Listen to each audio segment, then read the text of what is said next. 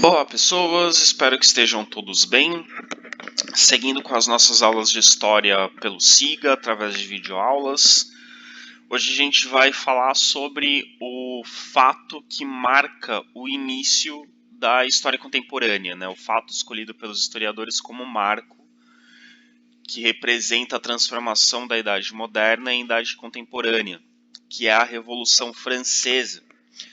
A Revolução Francesa, pessoal, é um marco para a história contemporânea, é um evento extremamente importante porque ela vai transformar as bases da sociedade e da política, né? A estrutura da sociedade e a forma com que nós entendemos a política e com que fazemos política hoje em dia foram modificadas ou foram implementadas pela Revolução Francesa, né? Como a gente estudou na aula anterior, ao falar da Revolução Industrial, a gente fala um pouco do conceito de revolução.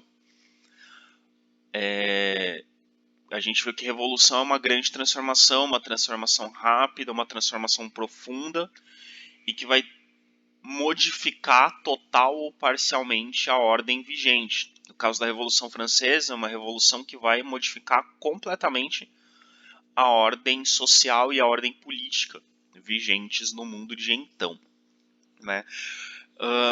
É um tema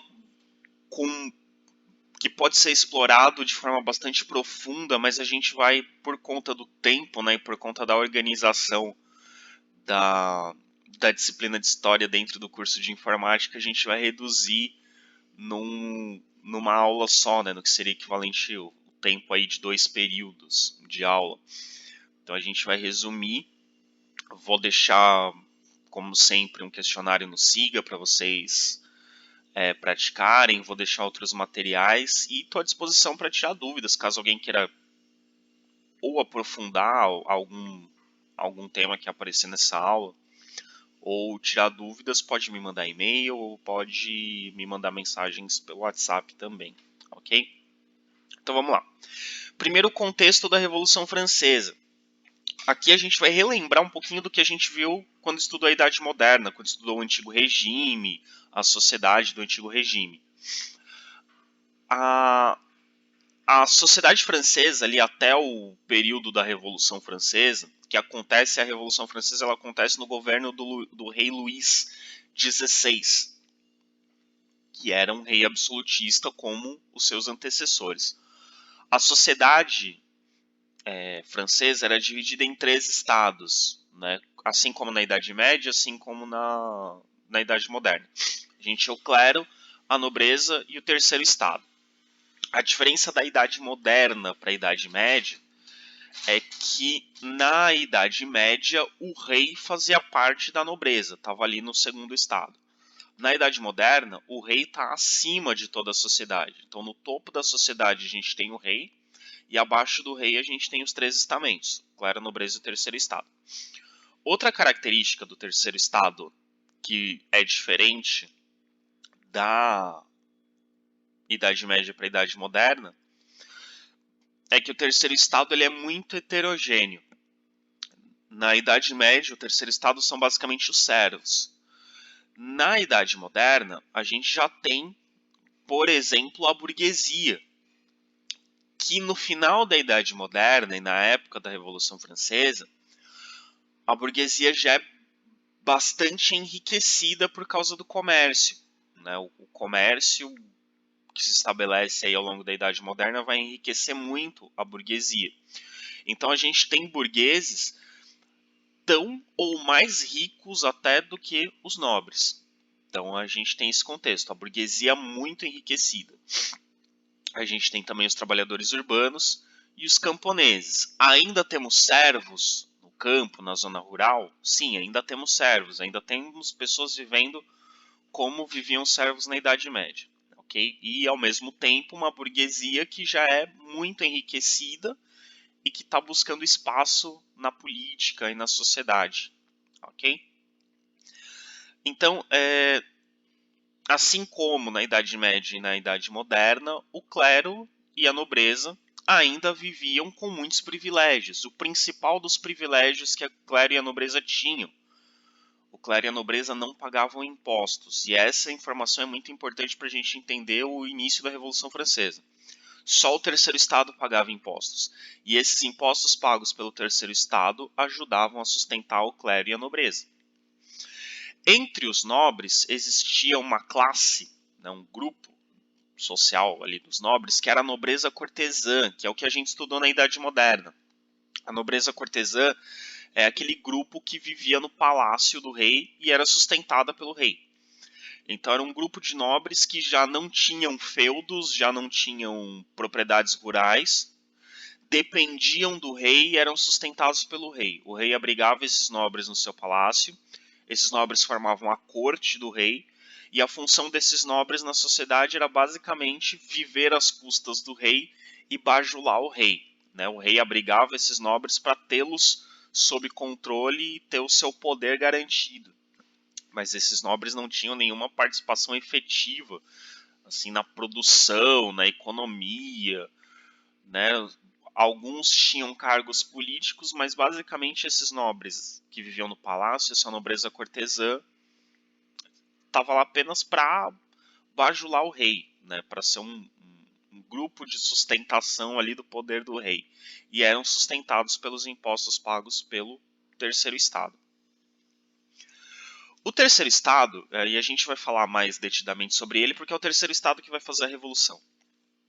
O terceiro estado era composto majoritariamente pelos camponeses. A maior parte do terceiro estado vivia no campo, e a maior parte dos camponeses ainda vivia como na Idade Média. Ainda vivia dentro do regime de servidão, eles ainda, né, viviam sob aquele juramento de lealdade a um senhor feudal, não podiam abandonar as propriedades rurais por causa desse juramento, e estavam submetidos ao poder do senhor feudal, pagavam impostos a ele, tinham aquelas obrigações que os camponeses, né, que os servos tinham, né, aquelas obrigações como a banalidade, que é pagar para usar a estrutura do feudo, trabalhar nas terras do senhor feudal, enfim, ainda viviam dentro desse regime.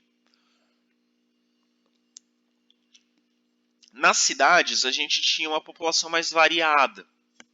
Né? Na idade final ao longo da Idade Moderna, as cidades voltam a crescer, então a gente já tem, as cidades voltam a ter uma dinâmica maior, uma complexidade maior, e a população urbana é mais variada. Né? O terceiro estado nas cidades é composto por trabalhadores pobres, a gente tem os trabalhadores livres e pobres. Dentro da Europa, nesse período, a gente não tem muito o trabalho escravo. O trabalho escravo é mais nas colônias. Então a gente tem os trabalhadores pobres, a gente tem os artesãos, que são um grupo mais... estão um pouquinho melhor do que os trabalhadores pobres, né, do que eles trabalham para alguém. Os artesãos são trabalhadores livres também, mas que têm um controle maior sobre a sua profissão, né? Mas também são uma camada mais pobre da sociedade. A gente tem os pequenos comerciantes, que são a pequena burguesia, né, que são aqueles que fazem o comércio mais simples, o comércio local. E as cidades também têm muitos desempregados. Muitas pessoas sem trabalho que dependem de obras de caridade. Dependem, por exemplo, das doações feitas pela igreja. Então tem uma grande quantidade de desempregados na França, no terceiro estado francês nesse momento. E os mais miseráveis da França são os chamados sans-culottes. Culotte em francês quer dizer calça. Calça mas o culotte que a gente se refere nesse período é um tipo específico de calça que eu vou mostrar na próxima imagem, que era uma calça, era uma vestimenta muito usada pelos nobres e que a burguesia, quando enriquece, passa a utilizar também. E os sans-culottes eram aqueles muito pobres que não tinham dinheiro para comprar esse tipo de vestimenta. A gente vai ver a representação do sans-culotte é uma pessoa usando roupas rasgadas, usando roupas muito simples. Então, os sans-culottes eram, né, os sem calças. Na verdade, ele estava se referindo às pessoas que não tinham condições de se vestir como os burgueses ou como os nobres. Então, é a parte mais miserável da população francesa. E esse grupo, os sans-culottes, vai ter uma participação muito importante na Revolução, que a gente vai ver daqui a pouco. O terceiro estado também tinha, então o que a gente falou até agora são os mais pobres, né, do terceiro estado. Mas o terceiro estado também tem pessoas muito ricas, e no contexto da Revolução Francesa, essa diversidade do terceiro estado vai ser muito importante também. O fato do terceiro estado ter tanto pessoas muito miseráveis quanto pessoas muito ricas vai ser importante para a gente entender as dinâmicas da Revolução. A gente pode dividir a burguesia em alta burguesia. O que é a alta burguesia? São os burgueses mais ricos. São os banqueiros. Banqueiro é o dono do banco. A gente viu os bancos surgindo na Idade Média, né? E esses banqueiros vão ser cada vez mais ricos. E eles vão fazer parte da alta burguesia. São os burgueses mais ricos. Os industriais, a indústria está começando a surgir. A indústria moderna, né? Está começando a surgir. Os industriais são os donos dos meios de produção, como a gente viu na aula de Revolução Industrial. A França, nesse momento, ainda não teve uma Revolução Industrial, mas já tem algumas manufaturas, mas já tem muitas manufaturas, e já tem algumas manufaturas se transformando em fábricas. Então, os donos dessas manufaturas, os donos dessas primeiras fábricas, fazem parte da alta burguesia. E a gente tem também os grandes comerciantes. Quando a gente fala de grandes comerciantes, a gente está falando dos comerciantes que fazem o comércio marítimo, o comércio entre a colônia e a metrópole, ou entre diferentes países da Europa. Então a gente está falando de um grande comércio, de um grande volume de mercadorias e um grande volume de dinheiro, que é diferente da pequena burguesia, que é mais o comércio local, né, que fazem o comércio ali dentro das cidades ou dentro do país. E a gente tem também uma baixa burguesia. Baixa burguesia são os pequenos comerciantes, né, como eu acabei de dizer, que fazem esse comércio mais local.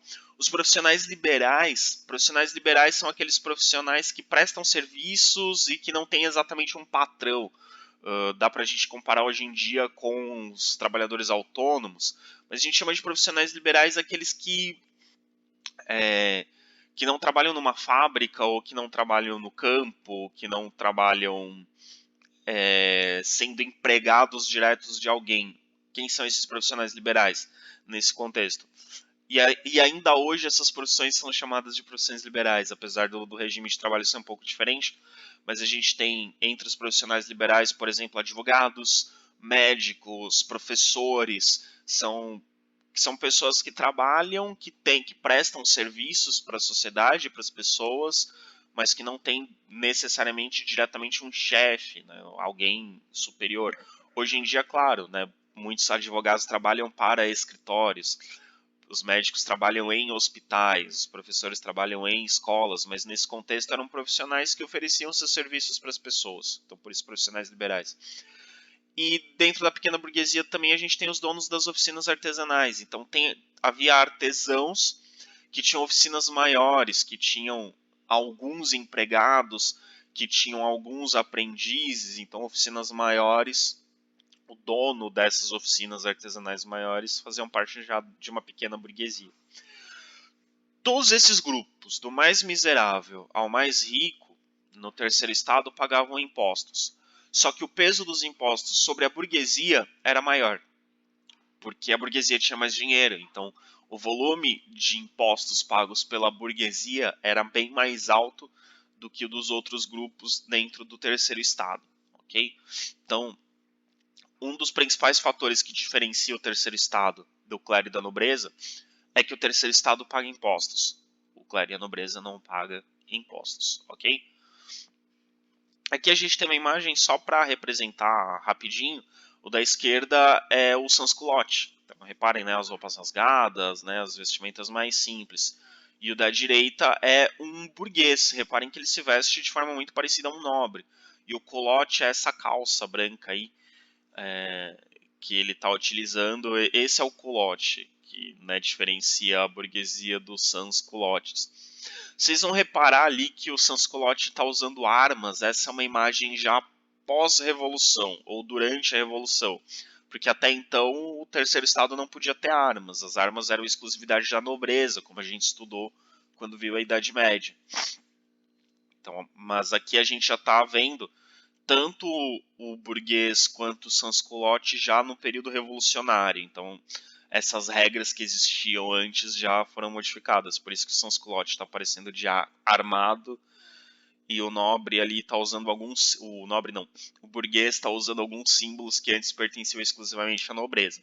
Mas isso a gente vai ver melhor depois. Tá? Antes que alguém pergunte o que está escrito ali entre a garrafa e a boca do burguês, viva a nação, né? Enfim. Seguindo. Pois bem, o contexto do governo do rei Luís XVI, que é quando acontece a Revolução Francesa, é um contexto de crise econômica. A monarquia absolutista francesa gastava muito dinheiro e boa parte desses gastos era realizado para manter o luxo da corte. Então, para manter aqueles nobres, aquela nobreza cortesã, para manter a aparência de poder do rei. Então, ele ter um castelo, um palácio luxuoso. Ele ter, não um palácio, não um castelo, um palácio luxuoso.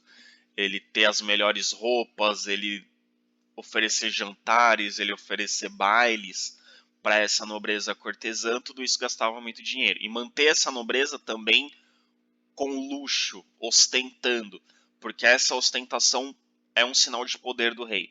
E tudo isso exigia gastos, e os gastos eram muito altos. Esses gastos muito altos fizeram com que a França fosse tendo uma dívida. Os gastos da França, as finanças da França entrassem em desequilíbrio. A França começou a ter prejuízos com esses gastos. E a dívida francesa, né, esse déficit nas contas francesas, aumentou consideravelmente quando a França resolveu ajudar os Estados Unidos na sua guerra de independência contra a Inglaterra. Né? No curso de informática, a gente não estuda sobre a independência dos Estados Unidos, mas só para vocês saberem, os Estados Unidos tiveram sua independência em 1776. 1776, com a influência das ideias iluministas que a gente estudou. E os Estados Unidos eram 13 colônias, eram 13 territórios que pertenciam à Inglaterra. E essas 13 colônias, por divergências políticas, econômicas, sociais, por não concordar com as atitudes da Inglaterra sobre essas colônias, resolveram se separar, formaram sua independência. Né? Os Estados Unidos foram o primeiro país da América a se tornar independente. E nessa luta pela independência, as 13 colônias entraram em guerra contra as tropas inglesas. E a França, que historicamente é uma inimiga inglesa, a França historicamente é inimiga da Inglaterra, desde a Idade Média, a França é inimiga da Inglaterra, desde o final da Idade Média, resolveu ajudar os Estados Unidos. Fazia pouco tempo, pouco antes da independência dos Estados Unidos, a França tinha sido derrotada pela Inglaterra numa guerra que envolveu as colônias, tanto da França quanto da Inglaterra na América. E algumas colônias francesas, como resultado dessa guerra, a França teve que ceder algumas colônias para a Inglaterra. E um dos motivos da guerra de independência dos Estados Unidos é que as colônias inglesas, né, as 13 colônias, ajudaram a Inglaterra a vencer, não tiveram nenhuma recompensa e ainda foram mais exploradas. Aí eles se revoltaram e entraram em guerra contra a Inglaterra, tiveram sua independência. E aí a França, como uma revanche pela derrota que havia tido na Guerra dos 7 Anos, que foi essa guerra que aconteceu um pouco antes da independência dos Estados Unidos, resolveu ajudar os Estados Unidos para prejudicar a Inglaterra. E essa ajuda na guerra aumentou os gastos da França, aumentou a crise econômica da França. Para piorar a situação, entre 1787 e 1789, a França passou por uma crise na agricultura, teve colheitas muito ruins. Foi um ano que foi um período entre 1787 e 1789 que houve algumas secas, as chuvas foram menores do que o comum. Isso causou uma produção agrícola abaixo do esperado, o que causou falta de alimentos. E a falta de alimentos gera inflação, gera aumento do preço dos alimentos. Aumento do preço dos alimentos prejudica a população mais pobre, né? Quem mais sofre com a alta do preço de alimentos é a população mais pobre, porque a população mais pobre dedica a maior parte do seu orçamento aos alimentos, à compra de alimentos. E um dos resultados dessa escassez e aumento do preço dos alimentos foi algumas convulsões sociais, né? Então, assaltos e saques a armazéns se tornaram mais frequentes em toda a França. Então, a França estava vivendo um contexto de crise econômica e problemas sociais causados por essa crise econômica. E essa crise econômica veio justamente da má administração do governo, né, dos gastos excessivos com a corte, de ter participado de uma guerra que não tinha nada a ver com a França, era só uma vingança contra a Inglaterra, e um pouco de azar também, né, um acaso, que foi 2 anos em que as colheitas, pelas condições climáticas, as colheitas foram abaixo do esperado, isso gerou uma crise. Então isso agravou a crise, na verdade.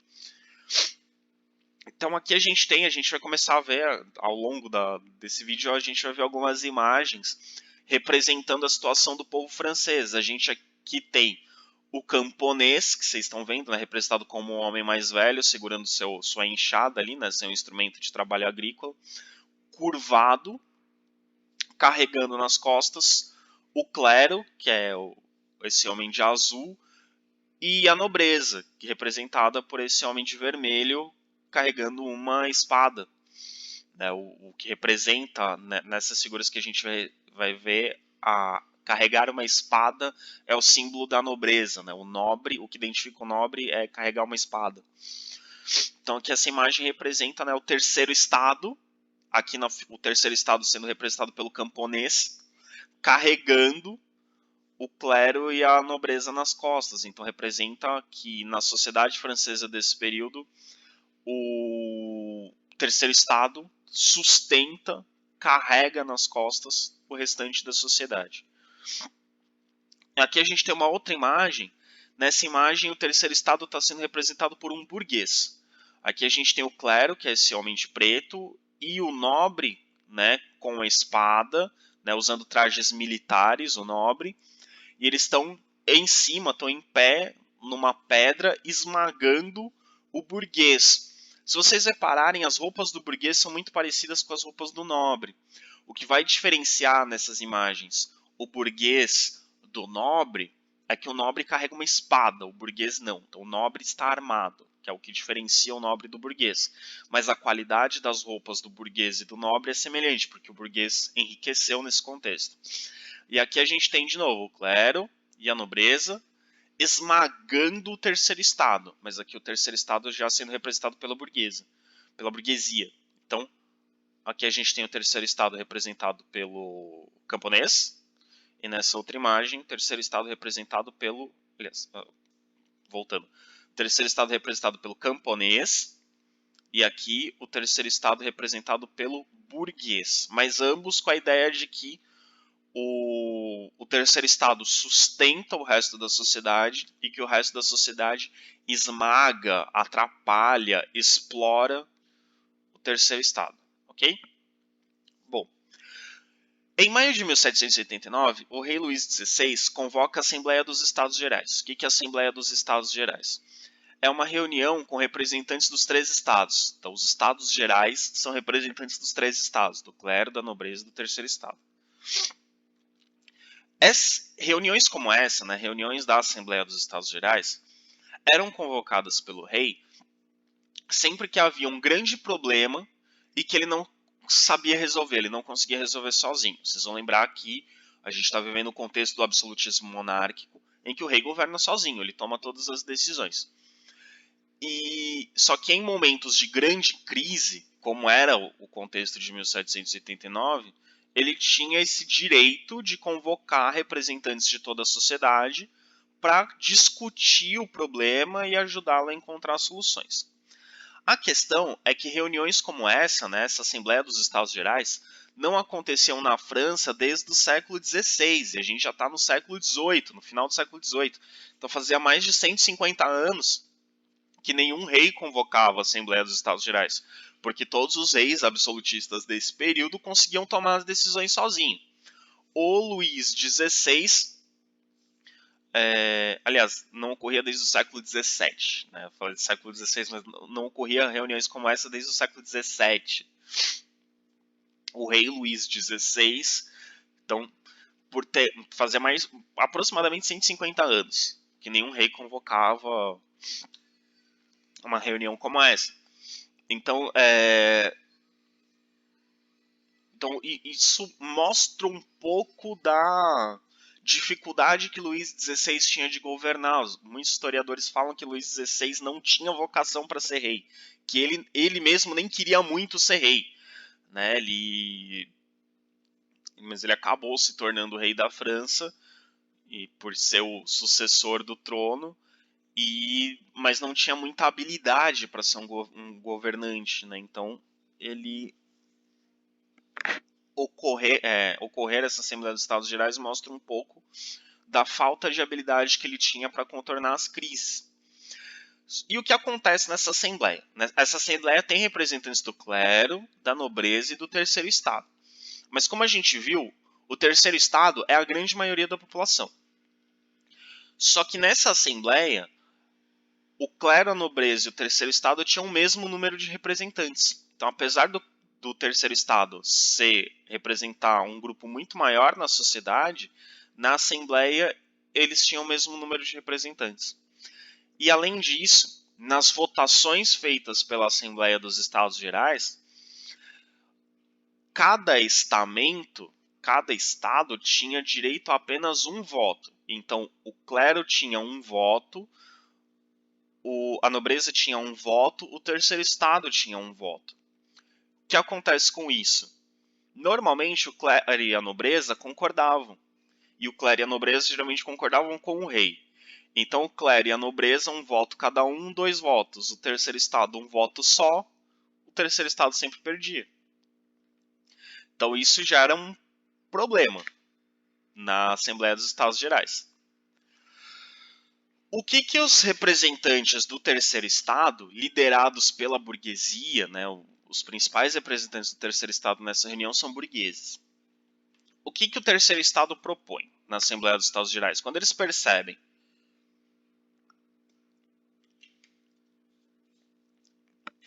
que com esse sistema de votação eles iam perder sempre, né?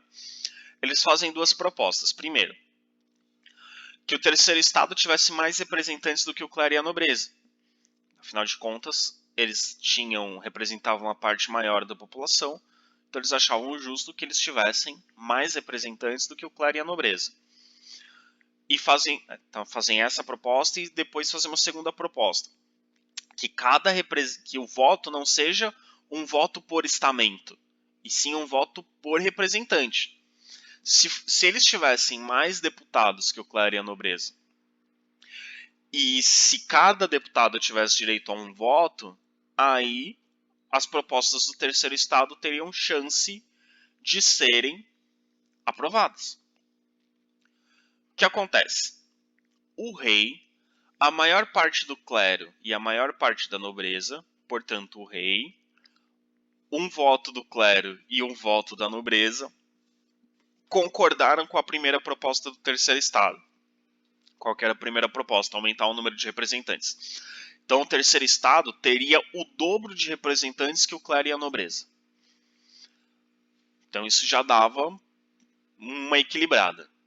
Só que a segunda proposta, que era um voto por cabeça, um voto por representante, foi rejeitada. O clero, a nobreza e o rei rejeitaram a proposta do terceiro estado de mudar o sistema de votação.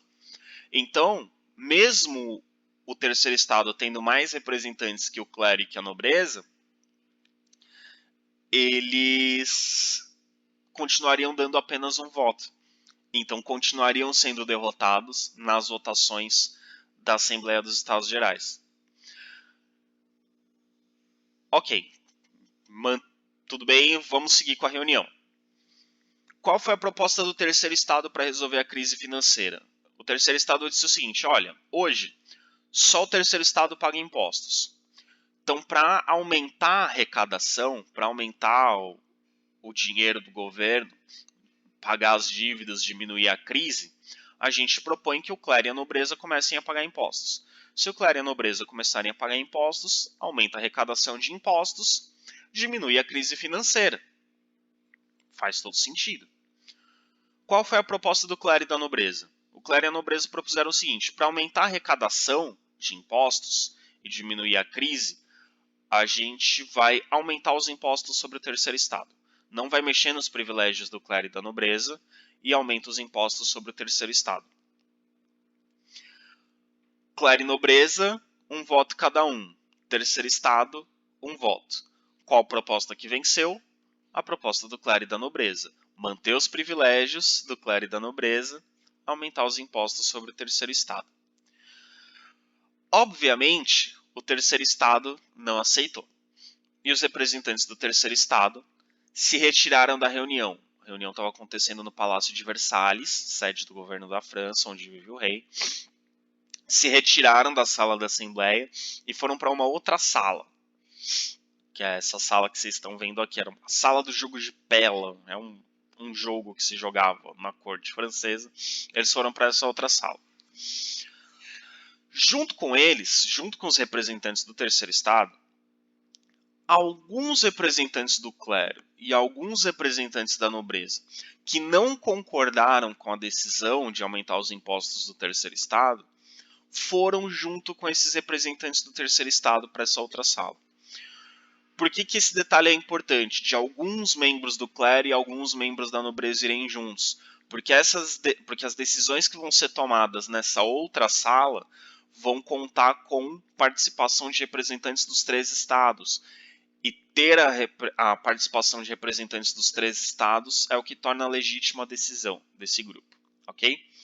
Então, o terceiro estado sai da Assembleia dos Estados Gerais e vai para uma outra sala. Alguns membros do clero, alguns membros da nobreza, que concordavam com a ideia dos deputados do terceiro estado, vão junto com eles. Nessa outra sala, eles resolvem iniciar uma reunião à parte, uma reunião separada da Assembleia dos Estados Gerais. E essa reunião decide, né, com os representantes do terceiro estado, alguns do clero e alguns da nobreza, eles proclamam a Assembleia Nacional Constituinte. A Assembleia Nacional Constituinte é a primeira fase da Revolução Francesa. Ela vai de 1789 a 1792. Então a gente está falando da primeira fase da Revolução Francesa. Essa Assembleia Nacional Constituinte se junta em junho de 1789. O que é uma Assembleia Nacional Constituinte? É uma reunião de deputados para escrever uma Constituição. O que é uma Constituição? É o conjunto de leis de um país. Criar um documento com leis a serem seguidas pelo país significa que você tem um grupo de pessoas criando um conjunto de leis e esse grupo de pessoas não é o rei. E essas leis têm que ser obedecidas pelo rei. Criar uma Assembleia Nacional Constituinte significa iniciar um processo que vai colocar limites ao poder do rei. Colocar limites ao poder do rei é acabar com o absolutismo. Ok? Então esse grupo de pessoas, os representantes do terceiro estado, mas alguns representantes do clero e alguns representantes da nobreza, vão se reunir e iniciar a criação de uma constituição para a França. Vão colocar limites ao poder do rei. Ok? Então, quando esse grupo percebe que vai sempre ser derrotado pelas ideias do clero e da nobreza, que apoiam as decisões do rei, esse grupo decide colocar limites ao poder do rei. Aqui só é a mesma imagem do slide anterior, ampliada, é um quadro representando essa reunião. Então esse grupo de deputados, e aqui no centro da imagem você tem o representante do clero, o representante da nobreza e o representante do terceiro estado unidos para iniciar essa Assembleia Constituinte. E nessa reunião, os deputados ali fizeram um juramento de que eles não encerrariam a reunião, de que eles se manteriam reunidos e trabalhando até ter uma constituição pronta. Então eles fizeram o juramento ali de criar uma constituição para a França, de não desmobilizar essa reunião enquanto a constituição não ficasse pronta. Quando o rei ficou sabendo da Assembleia Nacional Constituinte, ele reagiu com força, ele tentou mandar soldados para acabar com essa palhaçada. Como assim estão querendo fazer uma constituição e colocar limites ao meu poder? Estão me desafiando. Então ele tentou ir para cima da Assembleia Nacional Constituinte. Ele reagiu com força. Só que o que acontece? Os sans-culottes de Paris, capital da França,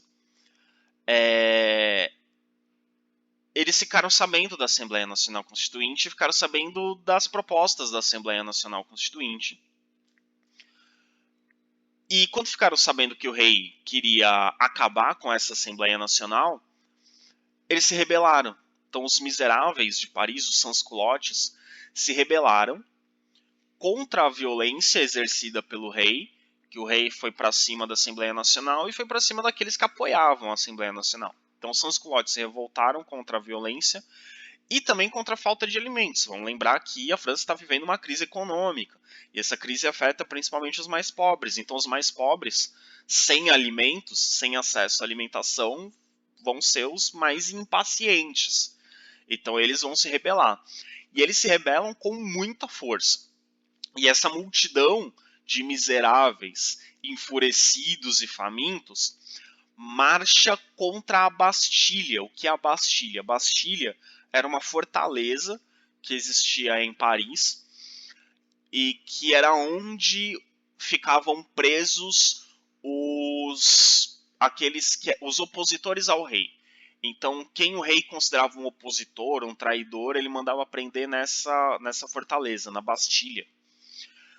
E havia rumores de que na Bastilha existiam centenas, milhares de presos políticos. Na verdade, tinha 7, 10 pessoas, tinha pouquinho, eram bem poucos presos. Enfim, mas a população foi até a Bastilha e libertou esses prisioneiros. E a Bastilha, além de ser uma prisão, também era um depósito de armas.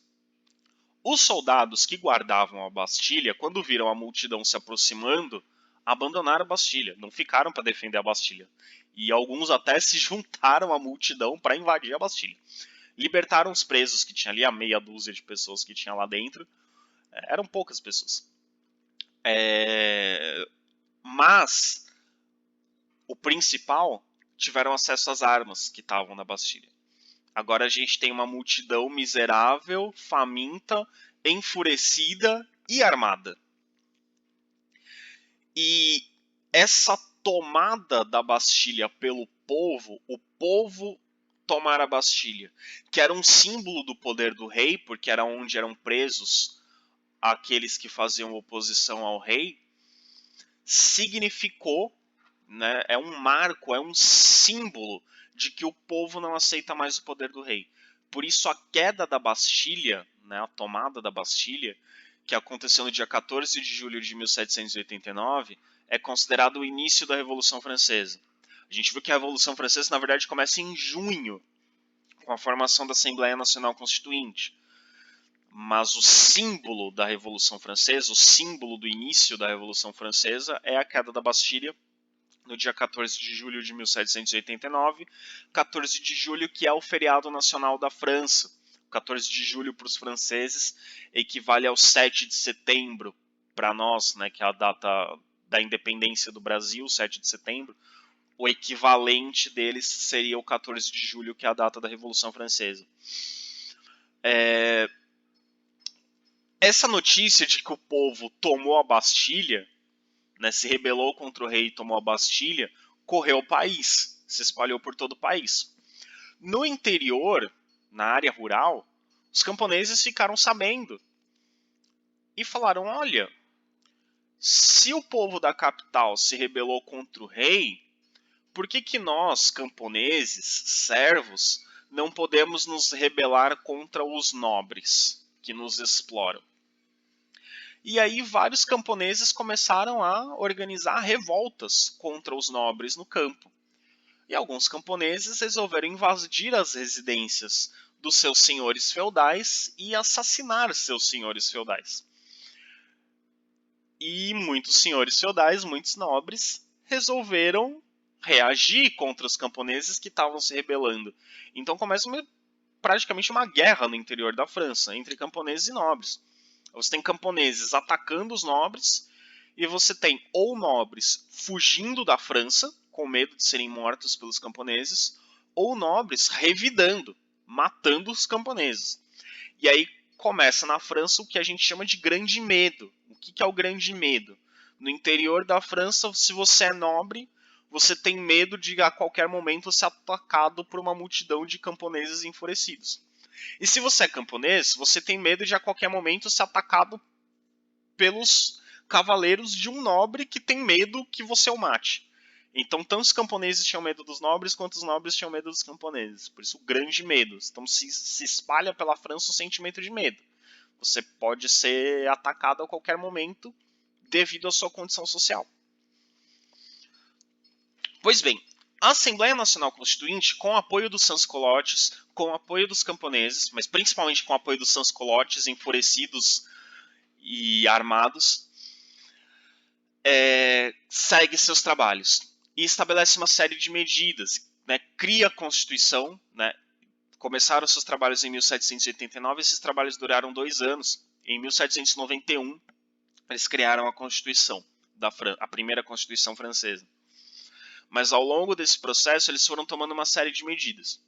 Primeira medida, acabar com a servidão e os privilégios feudais. Então os nobres não iam mais ter o privilégio de não pagar impostos e poder cobrar impostos dos seus servos. Não ia mais ter o regime de servidão. Né? Se você quisesse que alguém trabalhasse para você, você ia ter que pagar salário. E não ia ter mais os privilégios. Então os nobres iam ter que pagar impostos também. Essa Assembleia Nacional também aprovou a Declaração dos Direitos do Homem e do Cidadão. Não confundam com a Declaração Universal dos Direitos Humanos, que surgiu muito tempo depois, né, pós Segunda Guerra Mundial, a Declaração Universal dos Direitos Humanos. A Declaração dos Direitos do Homem e do Cidadão tem como princípios a liberdade, que é uma ideia iluminista, a igualdade, que é uma ideia iluminista, e a propriedade privada, que também é uma ideia iluminista. Entrou para a história o slogan liberdade, igualdade e fraternidade, como slogan da Revolução Francesa. Mas, na verdade, as ideias por trás da Revolução Francesa eram o direito à liberdade, o direito à igualdade, né, que todos são iguais perante a lei, e o direito à propriedade privada. Porque antes da Revolução Francesa, a propriedade privada era um privilégio da nobreza e do clero. O terceiro estado não tinha direito à propriedade. E na Revolução Francesa, a burguesia reivindica o direito à propriedade. A Assembleia Nacional também aprova a Constituição Civil do Clero. Pela Constituição Civil do Clero, os bens que pertenciam à Igreja na França foram confiscados pelo Estado. Né? A França vivia uma crise econômica, confiscou os bens da Igreja, as propriedades da Igreja foram estatizadas. E a Igreja na França passou a ser subordinada ao Estado. Como assim? As decisões do Papa que vinham para os padres franceses tinham que ser aprovadas pelo governo francês para passar a valer. E o clero também perderia o privilégio de não pagar impostos. Então, essas medidas, a Constituição Civil do Clero e o fim dos privilégios feudais, promovia a ideia de igualdade, que todos são iguais perante a lei, ou pelo menos todos são iguais no que diz respeito ao pagamento de impostos. Todo mundo paga imposto. E em 1791 é criada a primeira Constituição Francesa. As características dessa Constituição determinam que a França vai ser uma monarquia constitucional, ou seja, o rei continua sendo o rei continua governando, mas agora ele governa dividindo o poder. Ele tem que obedecer a uma Constituição e ele não governa sozinho. O poder é dividido entre executivo, legislativo e judiciário. O rei é o poder executivo, ele executa as leis, mas as leis não são criadas por ele, as leis são criadas pelo legislativo, que é escolhido pelo povo através de eleições. E você tem um poder judiciário, você tem juízes que vão julgar se as leis estão sendo cumpridas ou não, e vão julgar quem descumpre as leis. Então o rei não tem mais poder absoluto, ele tem que dividir o poder. E outra característica dessa Constituição é que haverá voto censitário. O que é o voto censitário? Para você votar, você tem que ter propriedades ou uma renda mínima. O voto censitário exclui os mais pobres. Essa medida coloca na política, dá participação política principalmente à burguesia, mas a maior parte do terceiro estado continuaria sem direito ao voto. Depois eu vou explicar melhor de onde vem essa ideia, né, do voto censitário, por que eles acreditavam que só quem tinha propriedade deveria votar, mas vocês vão perceber que essa medida tem a ver com a burguesia. Então percebam que as medidas da Assembleia Nacional, elas vão favorecer o terceiro estado de um modo geral, mas elas vão favorecer principalmente a burguesia. Dentro do terceiro estado, o grupo mais favorecido é a burguesia. E as medidas da Assembleia Nacional têm a ver com essa imagem que vocês estão vendo aí do lado. Em pé, você tem o nobre ali com a sua espada, você tem o clero, né, o padre ali de preto, mas você tem ali o burguês representando o terceiro estado, se libertando das correntes.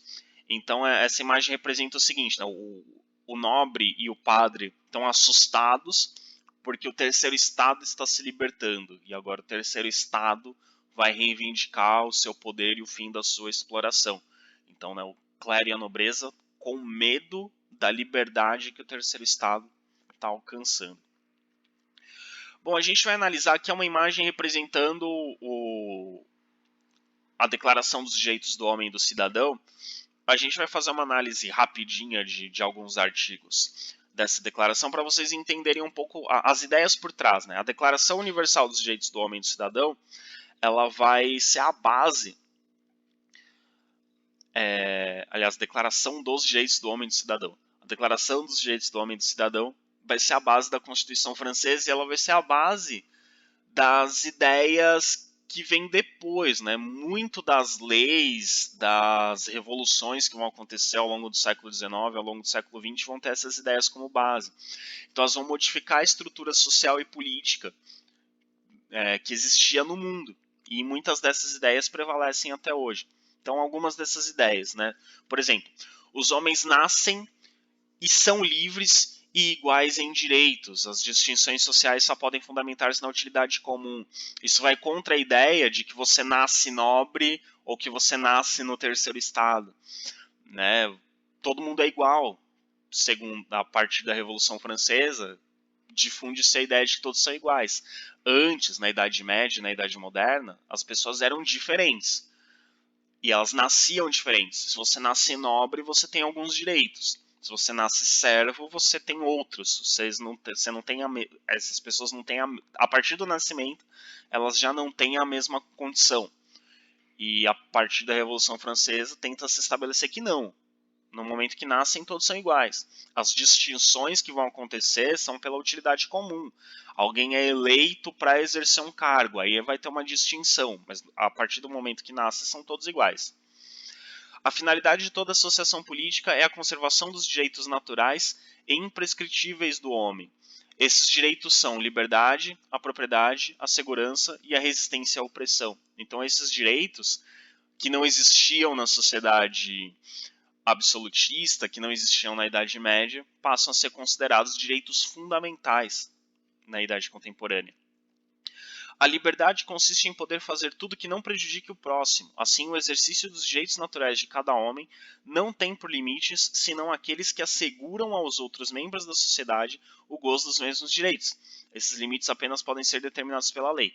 Então, todo mundo é livre para fazer o que quiser, desde que seus atos não prejudiquem a liberdade do outro. Então, a liberdade de um termina onde começa a liberdade do outro. A lei é a expressão da vontade geral. Todos os cidadãos têm direito de concorrer pessoalmente ou através de mandatários para sua formação. Ela deve ser a mesma para todos, seja para proteger, seja para punir. Todos os cidadãos são iguais a seus olhos e igualmente admissíveis a todas as dignidades, lugares e empregos públicos, segundo a sua capacidade e sem outra distinção que não seja das suas virtudes e dos seus talentos. Então, todos são iguais perante a lei. A lei não vai diferenciar as pessoas, a lei vai tratar todo mundo igual. Ninguém pode ser molestado por suas opiniões, incluindo opiniões religiosas, desde que sua manifestação não perturbe a ordem pública estabelecida pela lei. Então, a liberdade de expressão, liberdade de opinião. A livre comunicação das ideias e das opiniões é um dos mais preciosos direitos do homem. Todo cidadão pode, portanto, falar, escrever e imprimir livremente, respondendo, todavia, pelos abusos dessa liberdade nos termos previstos na lei. Então, ainda a liberdade de expressão. Como a propriedade é um direito inviolável e sagrado, ninguém dela pode ser privado, a não ser quando a necessidade pública legalmente comprovada o exigir e sob condição de justa e prévia indenização. Então, também o direito à propriedade. Então, tudo isso aqui, pessoal, está indo contra o funcionamento da sociedade absolutista. O direito à propriedade era um privilégio, era o rei que tinha o direito à propriedade, era o rei que cedia a quem ele quisesse. Liberdade de expressão, não existia, ninguém podia criticar o rei. Liberdade religiosa também não, tinha que seguir a religião determinada pelo rei. Então tudo isso aqui que eles estão dizendo vai contra a sociedade absolutista e são as bases da sociedade em que nós vivemos, da sociedade contemporânea. Então, as ideias de liberdade de expressão, de liberdades individuais, de que todos são iguais perante a lei, de que todos têm direito à propriedade, de que todos têm direitos fundamentais, como liberdade, direito à vida, segurança, resistência à opressão, tudo isso começa a ser sistematizado e difundido através da Revolução Francesa. Bom, mesmo com a Assembleia Constituinte fazendo todas essas mudanças, elas não mudaram a vida da maioria da população. Mexeram na política, deram direito de voto ao terceiro estado, mas só quem tinha propriedade. A maior parte da população não tinha propriedade. Então a maior parte da população continuou fora da política. Isso fazia com que o poder legislativo ficasse nas mãos da burguesia. Só os burgueses, na prática, podiam concorrer, porque só eles tinham propriedade. A maior parte da população não participava. Além disso, a pobreza continuava. Essas medidas mexeram na estrutura política, mas os problemas econômicos continuaram. A pobreza, a crise econômica, a falta de alimentos, a inflação, tudo isso continuou. E com o poder legislativo nas mãos da burguesia, a burguesia acabava tomando decisões que a favoreciam e não o restante do terceiro estado. E por que nessa coisa do voto censitário? Por que dessa coisa de o poder legislativo estar nas mãos da burguesia?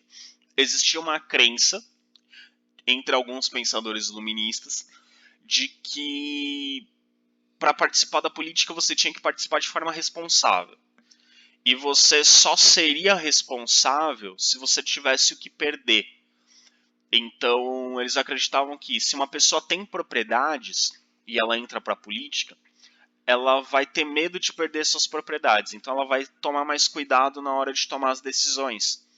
Então, ela vai tomar decisões com cautela para não perder as suas propriedades.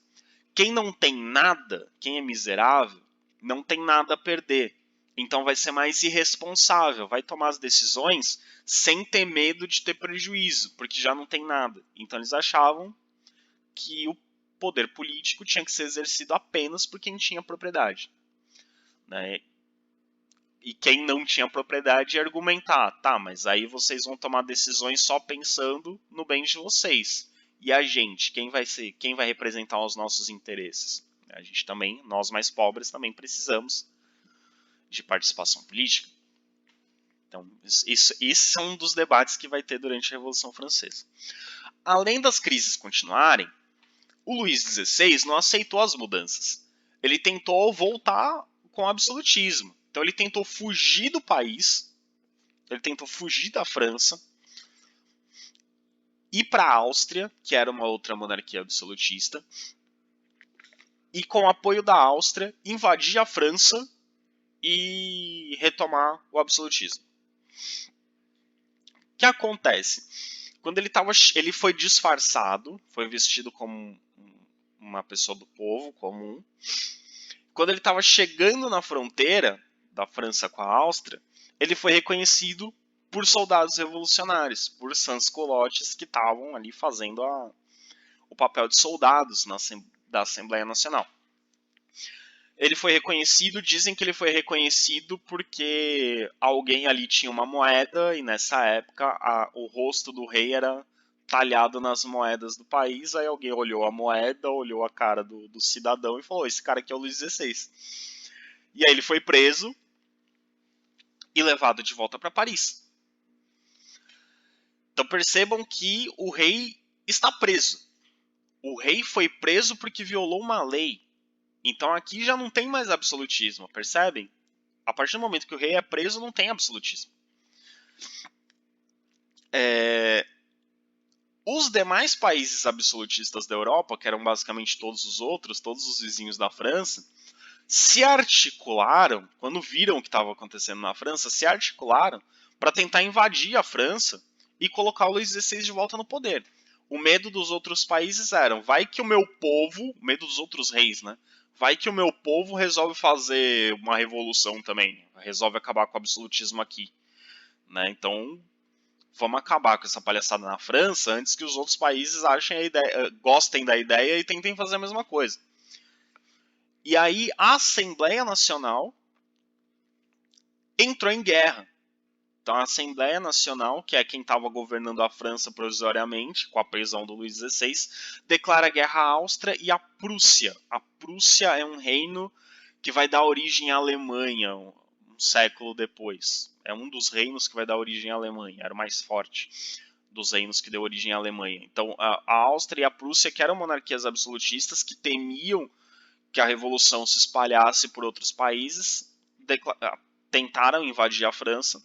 A Assembleia Nacional declara guerra à Áustria e à Prússia e consegue vencer. Então as tropas revolucionárias, né, que agora não são mais os soldados do rei, agora são os soldados da revolução. Eles conseguem derrotar a Áustria e a Prússia. Então a Assembleia Constituinte, esse governo provisório, sai muito fortalecido, porque conseguiu derrotar duas monarquias muito fortes e defender os ideais da Revolução. Nesse momento, com a vitória da Assembleia nessa guerra e a prisão do rei, acontece o seguinte, né? Essa Assembleia ganha muita força, ganha muito prestígio, e não tem mais o rei para governar. Quem que vai ser o poder executivo? O rei está preso. Então, a vitória e a prisão do rei deram força para a Assembleia Nacional proclamar uma república. Então, em 1792, é proclamada a república na França. Não é mais monarquia, agora é república. Vai ter um governo em que o poder executivo é escolhido diretamente através de eleições. Só que, quando é instaurada a república, inicia-se uma espécie de governo provisório, que é a Convenção. E aqui a gente inicia a segunda fase da Revolução Francesa, que é a Convenção Nacional, que vai de 1792 a 1795. A Convenção Nacional foi governada por uma convenção, né, um grupo de deputados composto por 749 deputados, e esses 749 deputados a gente vai dividir em 3 grupos. Na verdade eram mais grupos, mas a gente vai dividir aqui em 3 grupos principais. Né? Mas para vocês entenderem, o poder executivo era composto não por uma pessoa, mas por 749 deputados. Então eles eram ao mesmo tempo o poder executivo e o poder legislativo. Então esse é o período da Convenção Nacional.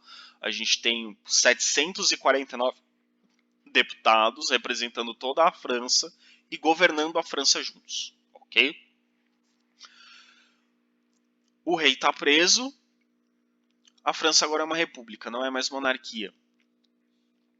E é criada uma nova Constituição. Essa nova Constituição vai definir a nova configuração do país, né? Não é mais uma monarquia, agora é república, então precisa de uma Constituição republicana para definir as leis da república. Pois bem, esse grupo de 749 deputados a gente vai dividir em 3. Na verdade, tem mais divisões, mas a gente vai dividir em 3 grupos principais. E desses 3 grupos, para a gente vai importar 2. Vai ter 2 que a gente vai tratar mais. O primeiro grupo é o grupo dos girondinos. girondinos.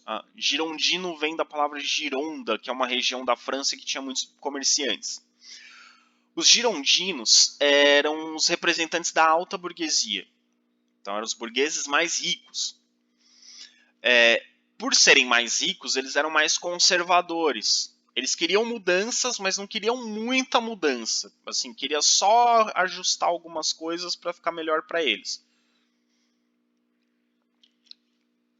E por isso a gente diz que eles eram moderados. Conservador é quem quer manter as coisas mais ou menos como estão. E moderado é quem quer mudança, mas mudança lenta, pouca mudança, mudança simples. Os girondinos, por exemplo, eram os que defendiam a monarquia constitucional. Eles não queriam tirar o rei. Pode ter o rei, desde que a gente faça as leis também, desde que divida o poder com o rei. Então eles querem mudanças mais simples. Pode ter voto para escolher os representantes, mas não é todo mundo que vai votar, é só quem tem propriedade. Então são mudanças mais pontuais. Os jacobinos, que vem do nome de uma igreja de Saint Jacob, San Jacob, não lembro exatamente como que é a pronúncia, que era onde um grupo de pequenos burgueses se reunia para tomar as decisões políticas. Daí vem o nome jacobino. Os jacobinos eram representantes da pequena burguesia e eles tinham apoio dos sans-culottes. Os sans-culottes é um outro grupo político, mas aqui a gente vai juntar com os jacobinos porque geralmente eles tinham as mesmas ideias, eles se apoiavam. Então os jacobinos tinham o apoio dos sans-culottes. E os jacobinos eram mais radicais, ou seja, eles queriam transformações mais rápidas. Eles eram defensores da igualdade social e da república. Então eles defendiam muito fortemente a ideia de que todos são iguais perante a lei. Eram contra a monarquia, eles que queriam a república, então nesse momento da Convenção Nacional as ideias deles prevalecem, porque é proclamada a república. E eles queriam transformações mais rápidas e transformações maiores. Então, assim, eles defendiam não voto censitário, eles defendiam voto universal, que todo mundo vote, não só quem tem propriedade. Defendiam que todo mundo pudesse se candidatar, defendiam maiores transformações sociais, maiores transformações políticas. Então, eles são os mais radicais, eles querem mudanças maiores, mudanças mais contundentes. E o terceiro grupo é o grupo chamado de planície ou pântano, e eu vou explicar o porquê desse nome daqui a pouco, no próximo slide. A planície ou pântano era um grupo intermediário. A planície ou pântano era composta por pessoas muito ricas. Eram mais ricos que os girondinos, a planície. Só que a planície era um grupo que oscilava entre os girondinos e os jacobinos. Por que oscilava? A planície ou pântano era o grupo que apoiava quem estava mandando, quem estava no poder. Então, quando os jacobinos estão mais fortes, estão no poder, a planície apoia. Quando os girondinos estão no poder, eu me perdi agora, voltando. Foi. Quando os girondinos estão no poder, a planície apoia os girondinos. Quando os jacobinos estão no poder, a planície apoia os jacobinos. Então eles ficam oscilando. Dá pra gente comparar hoje em dia no Brasil com um grupo político que ficou conhecido como Centrão. Centrão é um grupo que apoia quem tá mandando, quem tá no governo. Se tá no governo um partido de esquerda, eles apoiam as ideias de esquerda. Se tá no governo um partido de direita, eles apoiam as ideias de direita. Eles apoiam quem tá no governo. Eles querem estar no governo. Essa é a planície. A planície quer estar no governo. Então quem tá no governo, eles apoiam. Ok? Então vamos lá. A princípio, a Convenção Nacional, você tem girondino, jacobino, planície, sans-culottes, está todo mundo lá. Mas vocês vão ver que ao longo do período da Convenção Nacional vai ter mudanças. Vai ter grupos que vão ficar mais fortes, grupos que vão ficar mais fracos. Então, aqui a gente tem nessa imagem, ali está falando da Convenção Nacional 1793, 94. A Convenção Nacional ela vai de 92 a 95, mas aqui é que essa imagem está mostrando um período mais específico. Então a gente tem, na Assembleia Nacional Francesa, os deputados se juntavam, né, e ocupavam lugares específicos, né, eles se reuniam numa espécie de anfiteatro, né, que é um semicírculo, com as cadeiras em forma de arquibancada. A planície, ou pântano, tinha esse nome porque eles ocupavam as cadeiras mais baixas. Então eles ficavam lá embaixo, né, nas cadeiras. Por isso planície, eles ficavam nas cadeiras mais baixas. Os girondinos, que representavam a burguesia, os profissionais liberais, uma espécie de classe média da França, sentavam nas cadeiras do lado direito. E os jacobinos, que eram os mais radicais, sentavam nas cadeiras do lado esquerdo. E os sans-culottes sentavam do lado esquerdo nas cadeiras mais altas. Por isso eles também eram conhecidos como montanheses, ou partido da montanha, porque eles sentavam nas cadeiras mais altas. Percebam que os girondinos, que representam a alta burguesia, ou, né, uma burguesia mais rica, a planície seria a alta burguesia, né, os muito ricos. Mas os girondinos, que representam ali a burguesia mais enriquecida, sentam do lado direito. E eles são mais conservadores. E eles defendem mudanças políticas e econômicas mais brandas. E eles defendem que se privilegiam os interesses dos donos dos meios de produção. Eles sentam do lado direito. Os jacobinos defendem as camadas mais baixas, ideias mais radicais, mudanças mais rápidas, mudanças sociais, políticas e econômicas mais rápidas. E eles defendem basicamente os interesses das classes mais baixas, os interesses da classe trabalhadora, digamos. E sentam do lado esquerdo. É daí que vem a divisão política, que a gente chama de direita e esquerda, né? Hoje em dia, a divisão entre direita e esquerda é bem mais complexa do que essa. Mas quando surge essa divisão entre direita e esquerda, a direita são os girondinos, que representam a burguesia, os interesses dos donos dos meios de produção. E a esquerda são os jacobinos, que representam os interesses das classes mais baixas. Então, originalmente a divisão direita e esquerda é essa. Ao longo do século XIX, vai mudar um pouco essa divisão de direita e esquerda. Ela vai ter muito mais a ver com questões econômicas, com modelos econômicos, do que com essa ideia de classe alta, classe baixa. Mas ela surge dessa forma, ok? A Convenção Nacional começa em 1792, mas a Constituição vai ficar pronta em 1793. É a segunda Constituição francesa. E ela é conhecida como Constituição do Ano 1. Vou explicar o porquê daqui a pouco. Características da Constituição do Ano 1. Primeiro, voto universal masculino. Todos os homens podem votar. Mulher ainda não. Mulher ainda não tem direito ao voto. Então, tenham calma, só no século XIX que a gente vai falar de voto feminino. Voto universal masculino. Então não tem mais a questão da propriedade. Você não precisa ter propriedade. Basta que você seja cidadão, homem. Aí você pode votar e se candidatar. Fim da escravidão nas colônias e direito à insurreição. A Convenção Nacional diz o seguinte: não são todos iguais perante a lei, então por que tem escravo? Então nas colônias francesas, na América, na Ásia, na África, acaba a escravidão. Eles determinam o fim da escravidão, mas ela não acaba de verdade. Nas colônias a escravidão vai continuar, mas pelo menos veio a ordem de acabar com a escravidão. E direito à insurreição. O que é o direito à insurreição? O povo está insatisfeito com o governo, ele pode tirar o governo, pode derrubar o governo. Criação de escolas primárias gratuitas. Ideia iluminista, difundir a educação, aumentar a educação para todos. Escolas públicas e gratuitas, que até então a maioria das escolas eram da igreja e pagas. A criação de uma pensão anual e assistência médica gratuita a velhos, enfermos e viúvas com filhos. Então, uma espécie de assistência social, uma previdência social. Então, uma espécie de aposentadoria e uma espécie de pensão por doença ou por morte, né? Então, um auxílio do Estado aos grupos mais vulneráveis da sociedade, que são os idosos, os doentes e as viúvas. E aqui é bem interessante, a criação de um novo calendário, por isso o ano 1. Eles queriam, entre outras coisas, diminuir a influência da igreja na sociedade, porque a Revolução Francesa também é uma revolta contra o clero, então diminuir a influência da igreja na sociedade. Então, para diminuir o símbolo da diminuição da influência da igreja na sociedade, seria não usar mais um calendário cristão, contando os anos a partir do nascimento de Cristo, mas usaram um calendário revolucionário, contando os anos a partir da Constituição do ano 1. Por isso, Constituição do ano 1.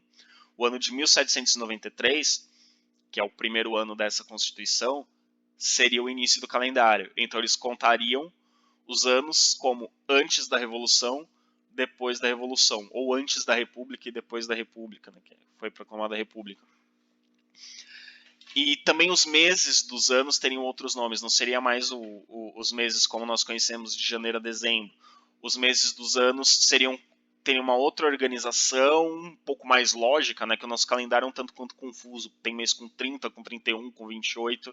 A Revolução Francesa, os meses tinham 28, 29 ou 30 dias, e os nomes dos meses tinham a ver com as atividades dos camponeses ou com o clima em cada época do ano, né? Então tem, por exemplo, o mês do termidor, que é uma palavra, acho que de origem latina, se eu não me engano, que tem a ver com calor, que é o mês do verão.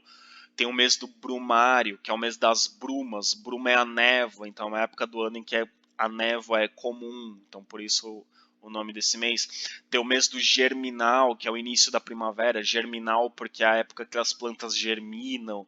Então, os meses dos anos têm esses nomes relacionados às estações do ano, a fenômenos da natureza ou às atividades dos camponeses, dos trabalhadores. Todas essas medidas que a gente está vendo nesse slide aqui foram influenciadas pelos jacobinos. Então percebam que são mudanças mais radicais. Então tem mais a ver com os jacobinos, que estão ligados às camadas, que representam as camadas mais baixas da sociedade. E são os jacobinos que vão, com isso, ganhar força nesse período da Convenção Nacional. Então percebam que a Assembleia Nacional tinha mais força os girondinos, uma burguesia um pouco mais alta, mais conservadora. Na Convenção Nacional, a gente tem uma influência maior dos jacobinos, uma baixa burguesia mais radical, com apoio dos sans-culottes. Os mais radicais são os sans-culottes, os jacobinos têm apoio dos sans-culottes. Pois bem, é durante a Convenção Nacional que Luís XVI é julgado. Vocês lembram que ele tinha sido preso, mas ele estava aguardando o julgamento. E aí Luís XVI é julgado. No dia 21 de janeiro de 1793, aliás, antes, né? Ao longo de 1792, Luís XVI é julgado. E ele é acusado de traição, porque ele tentou fugir da França para organizar um ataque com a Áustria contra a França. Então ele foi acusado de traição. Crime de traição, a pena é morte. Só que antes, percebam, no antigo regime, traição ao rei é pena de morte. Agora não é traição ao rei, porque é o rei que está sendo condenado.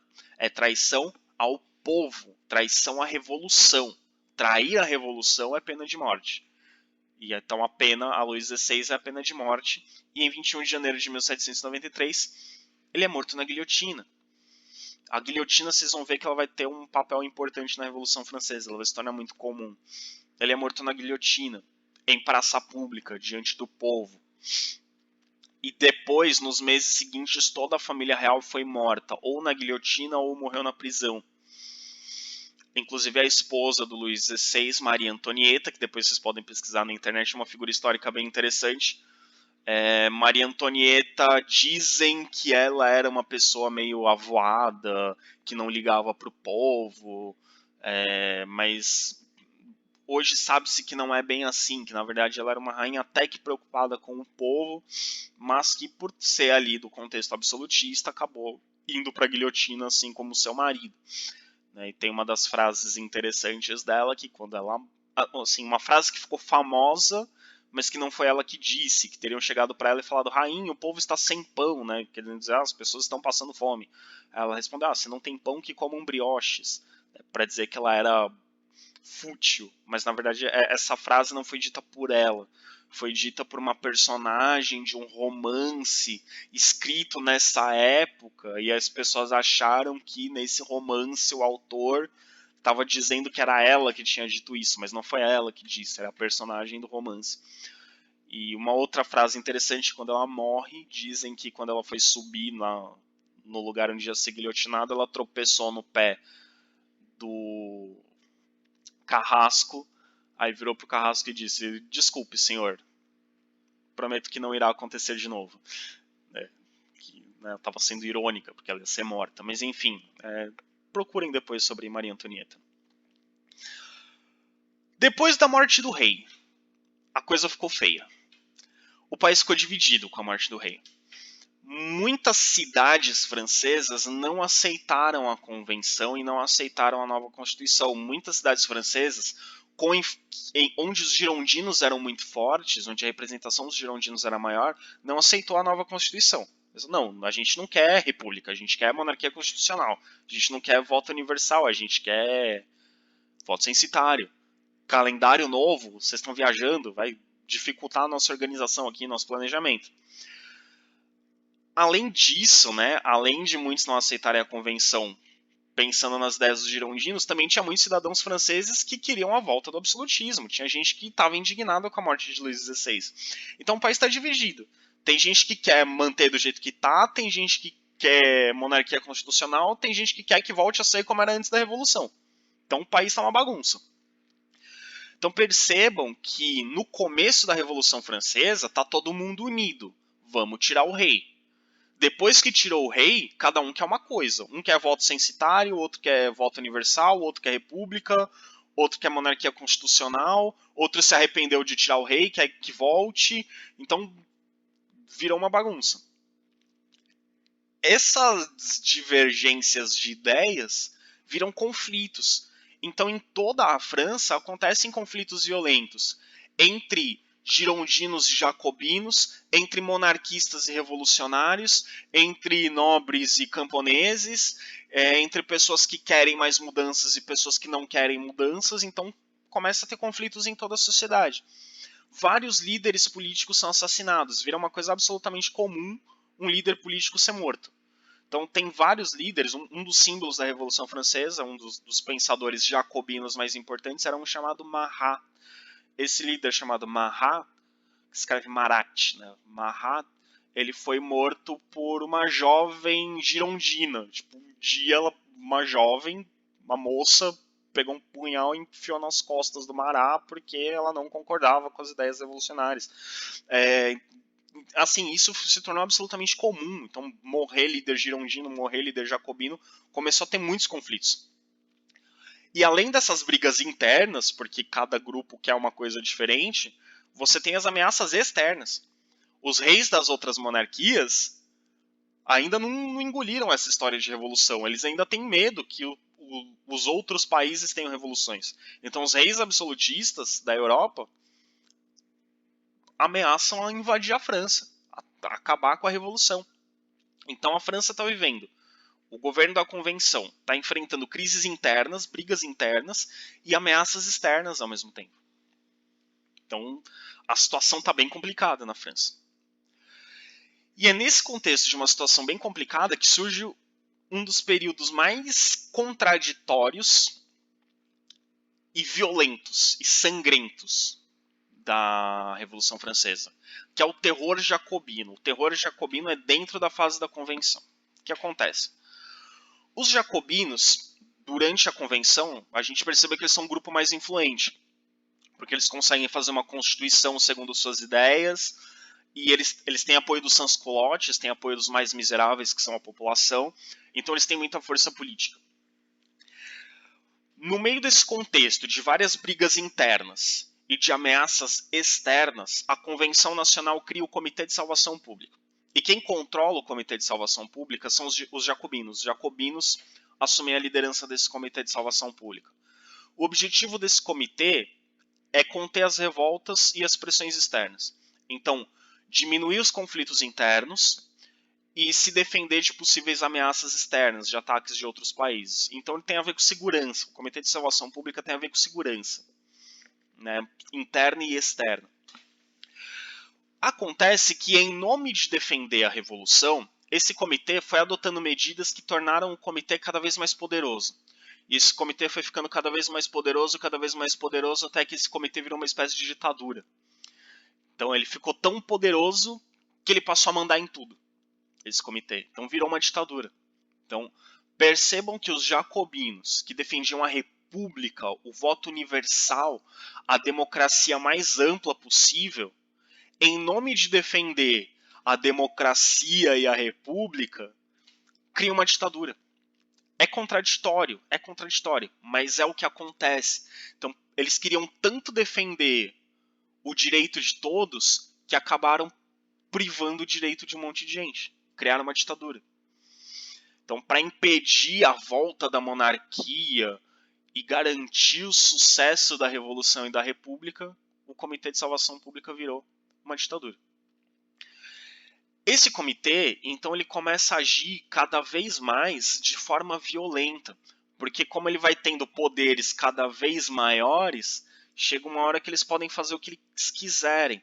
Então eles chegam, por exemplo, a condenar à morte, né? Isso é uma característica de ditadura, né? A ditadura não tem muita divisão de poderes, o grupo que está no poder manda no executivo, no legislativo e no judiciário. Então, por exemplo, eles condenam à morte pessoas sem julgamento. Bastava que o Comitê de Salvação Pública denunciasse alguém como traidor, essa pessoa era condenada à morte. Às vezes, muitas vezes sem julgamento. O resultado disso é que em apenas um ano, cerca de 40 mil pessoas foram mortas na guilhotina. 40 mil pessoas foram mortas na guilhotina. É uma quantidade absurda. Um ano tem 365 dias. 40 mil mortes em um ano, façam as contas aí de quantas mortes por dia. Então, havia dias que chegava a ter centenas de mortes. Então, assim, é muita gente. E virou meio que uma linha de produção as mortes na guilhotina. A gente vai ver uma imagem daqui a pouco que mostra isso. Virou uma linha de produção, matando gente um atrás do outro. Porque chegou uma hora que, assim, no começo era quem era traidor da revolução? Monarquista, quem queria a volta do poder absoluto. Depois virou traidor da revolução quem defendia a monarquia constitucional. Então eles começaram a ir atrás de girondinos. Chegou uma hora que se um jacobino falasse não estou concordando muito com o Comitê de Salvação Pública, ele podia ser acusado de traição. Então virou um medo, as pessoas passaram a ter medo dos jacobinos. Porque bastava você discordar de alguma medida dos jacobinos, você podia ser acusado de traição. E se você fosse acusado de traição, você podia ser morto sem julgamento. Então, virou uma coisa muito complicada, né, o terror jacobino nesse período.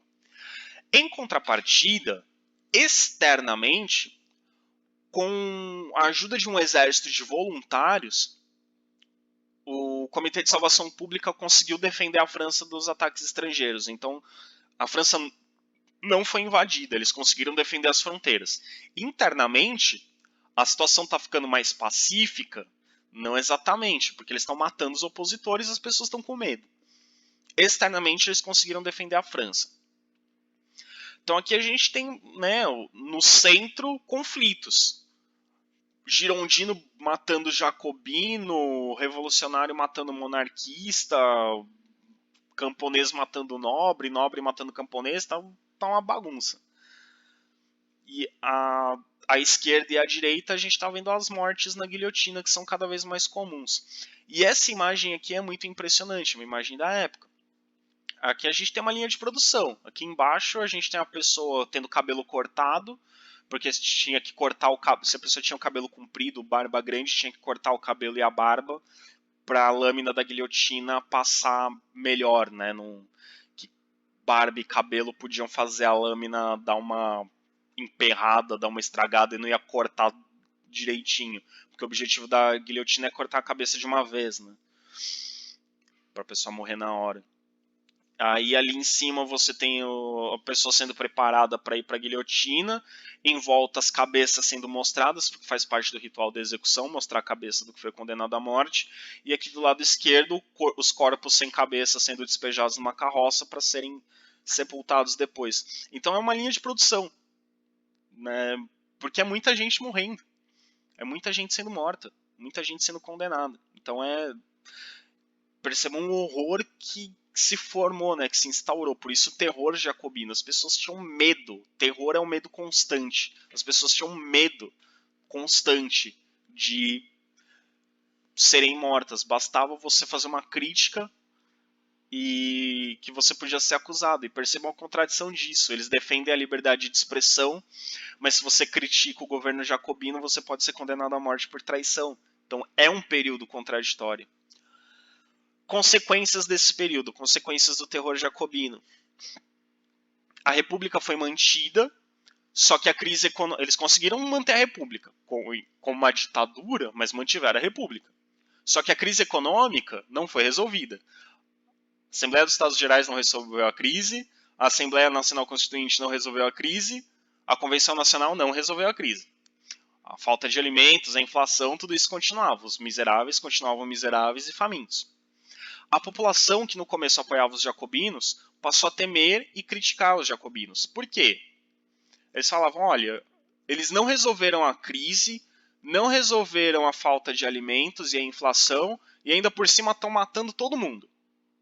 Não gosto mais deles. É isso que pensavam os mais miseráveis. No começo eles apoiaram muito os jacobinos, agora não gostam mais dos jacobinos, porque eles estão matando a galera. E o problema principal que era para resolver, da crise econômica, não foi resolvido. E aí os próprios jacobinos começaram a brigar entre eles, e isso enfraqueceu os jacobinos. Por que os jacobinos começaram a brigar entre eles? Alguns jacobinos achavam que o terror tinha ido longe demais, que passou do limite. Outros jacobinos achavam que o terror estava fraco, tinha que matar mais gente para ter menos revolta.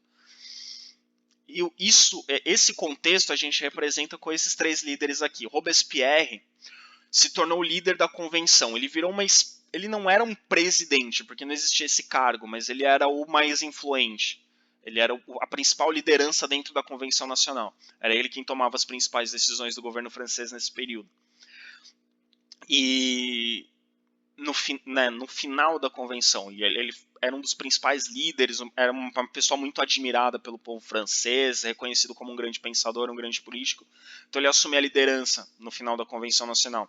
E ele tinha uma posição mais de centro dentro dos jacobinos, digamos. Ele não era nem muito violento, nem muito pacifista. Ele tentava manter um equilíbrio ali.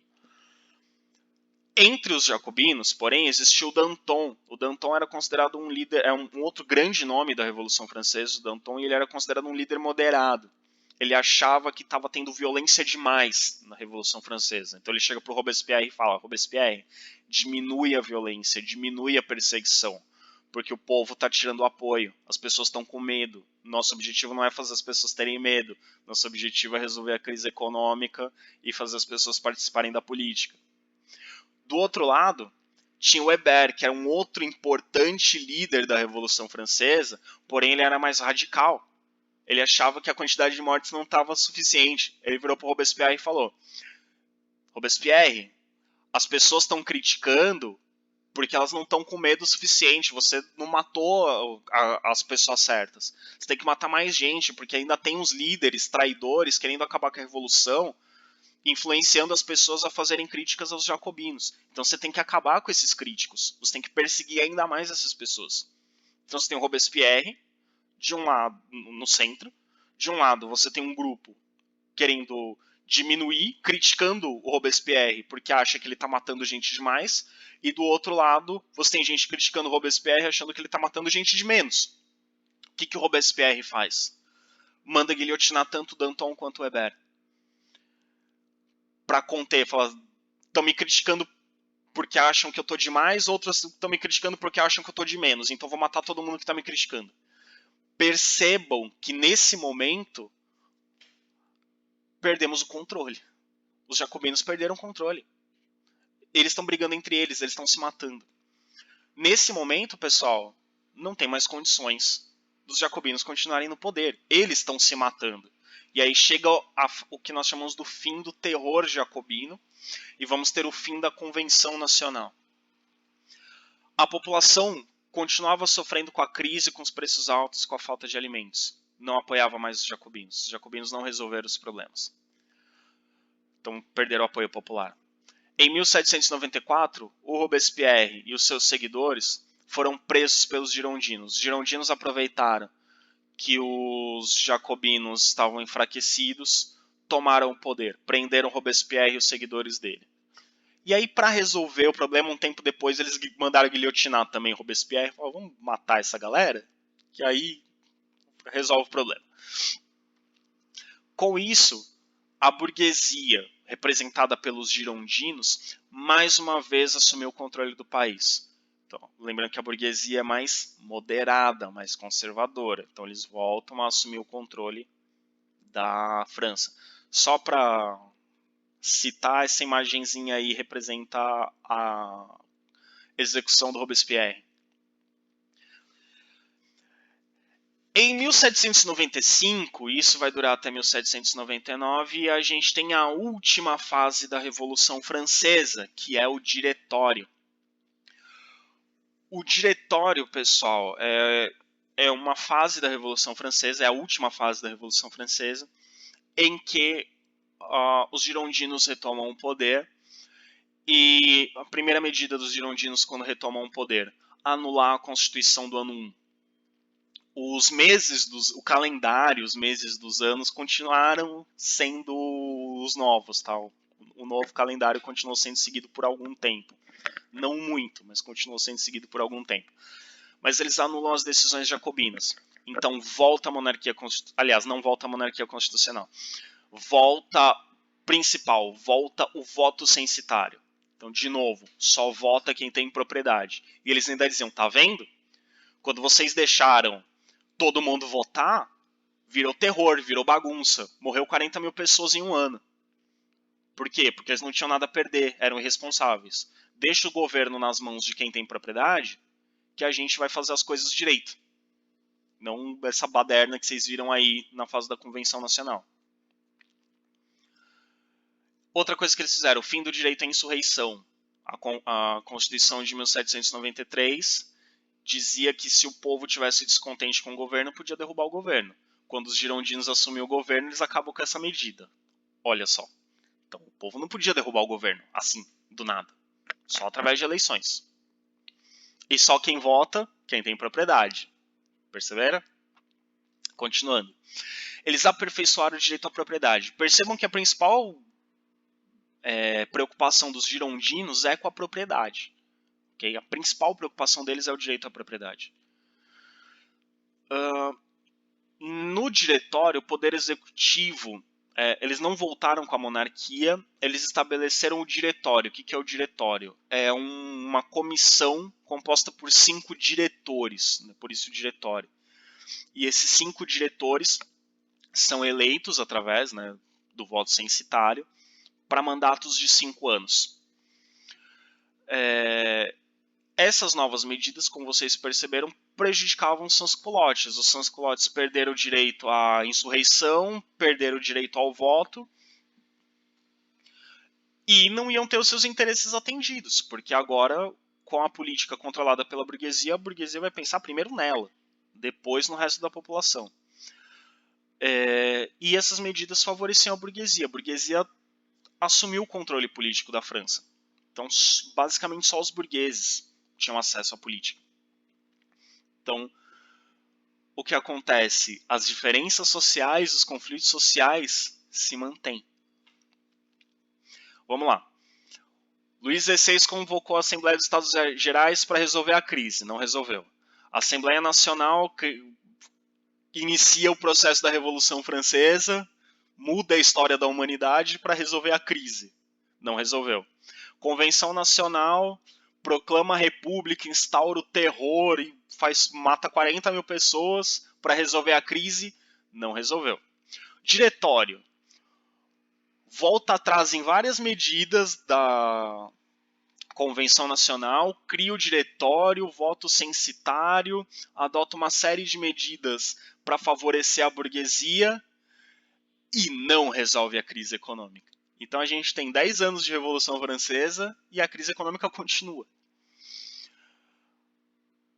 Não só a crise econômica, os conflitos internos ainda continuam. Muitos jacobinos não aceitavam esse governo girondino, e inclusive é um período que a gente chama de terror branco. Muitos jacobinos foram mortos, foram guilhotinados pelo governo do diretório. Uma escala muito menor do que o terror jacobino. Bem menos, gente, mas ainda continua a perseguição. Ainda tem muitos monarquistas. Lembra os nobres que fugiram no início da Revolução Francesa? Eles estão tentando voltar e estão se articulando com reis de outras monarquias para invadir a França. Então a França ainda está se defendendo dos ataques da Áustria, da Prússia, da Inglaterra. Então ainda tem uma galera tentando voltar. E tem dentro da França monarquistas. Tem gente que ainda quer a volta da monarquia, ainda quer a volta do absolutismo. No meio dessa crise toda, de guerras e perseguição e mortes, a arrecadação de impostos baixa. Então, o governo está sem dinheiro. E o governo também está se defendendo dos ataques externos. Guerra gasta muito dinheiro. E o preço dos alimentos continua alto e continua faltando alimentos. A crise continua. A vida dos sans-culottes não melhorou. Os miseráveis continuam miseráveis, famintos e revoltados. Pois bem, então a gente tem uma série de conflitos internos e externos. Os protestos e insurreições populares dos mais pobres exigiam pão, alimento, e a volta da Constituição de 1793, que era o voto universal.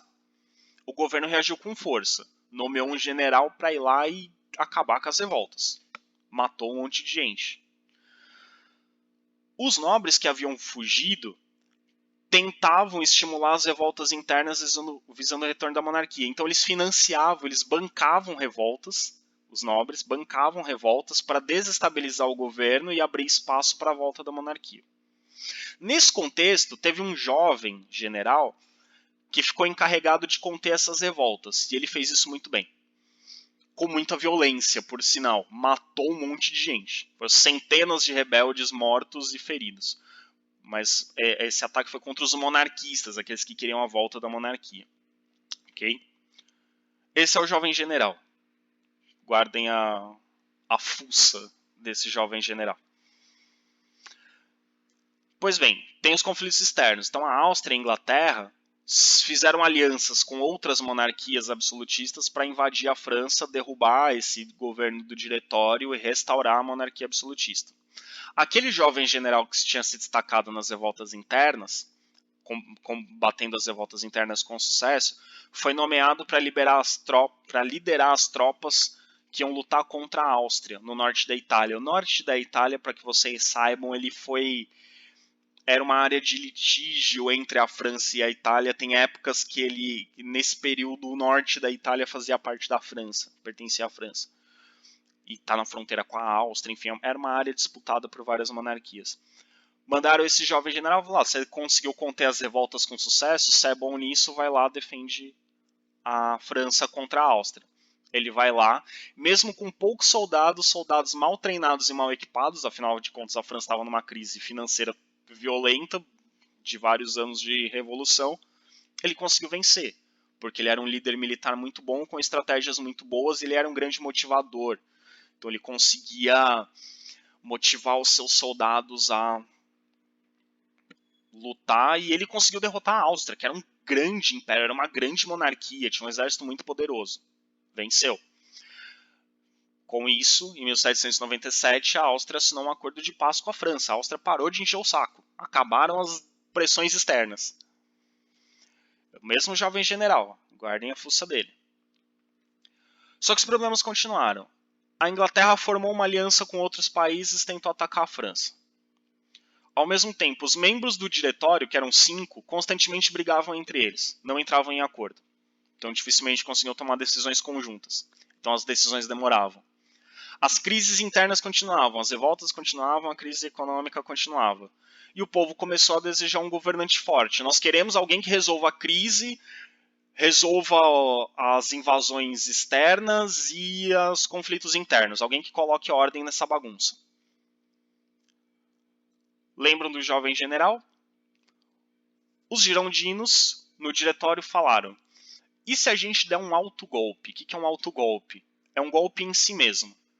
No dia 9 de novembro de 1799, que é o dia 18 do mês brumário do calendário revolucionário, por isso o golpe do 18 brumário, esse jovem general, que se destacou nas revoltas internas, se destacou na Guerra da Áustria, aproveitou a instabilidade do diretório, cercou o palácio com suas tropas, o Palácio do Poder Legislativo, expulsou os deputados, derrubou o diretório e assumiu o poder.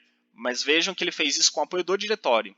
Foi combinado com o diretório. O diretório falou assim: ó, você vai derrubar a gente e assumir o governo.